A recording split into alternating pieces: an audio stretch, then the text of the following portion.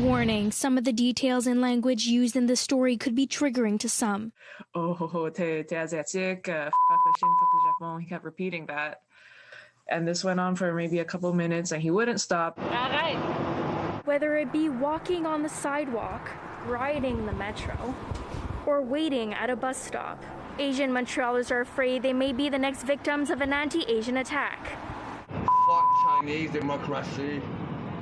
The man came up behind our vehicle and stared at our license plate for a while, and he was shaking his head.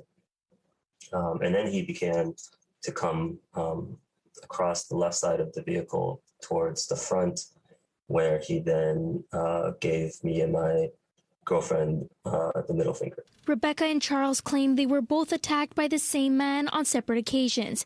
This following a string of anti-Asian attacks in the city, the latest being Jenny Huyn, who claims an STM driver refused to let her on the bus and called her racist slurs. On April 3rd, the Montreal police arrested a suspect in connection to Rebecca's case. Now victims and community members are calling for change.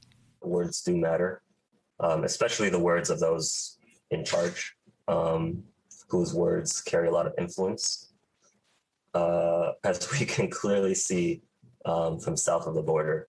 Canadian law around hate crimes is very it's very specific and very limiting, and it's very rare that people get charged under that. Education. It needs to be. People need to be aware of the impact of even the slightest thing. They need to be more educated, and we need to fight disinformation. That's for sure, because this is what's breeding hatred. The Quebec Facebook page that helps members of the Asian community deal with racism says people contact them daily to denounce racist attacks. On average, about, I would say 4 every day, and that get. Sometimes some will get published. Sometimes some they don't. They write it in the post. They don't even want it to be published. They just want it to share. Montreal police say they recorded 22 crimes targeting Asian people between March and December of last year, 19 more than the year before. After the incident, what I found more upsetting than the incident itself was that there was no reaction from the people around me.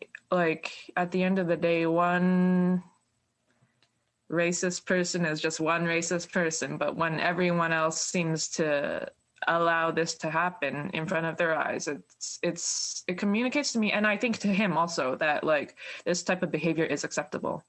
Victims are encouraging other members of the community to speak out. But you believe in yourself and what you experienced, and stand up for yourself, because you're worth just as much as anyone else. There shouldn't be any shame in speaking out. And that to not speak out is only to tolerate the racism. In Montreal, Brittany Henriques, City News.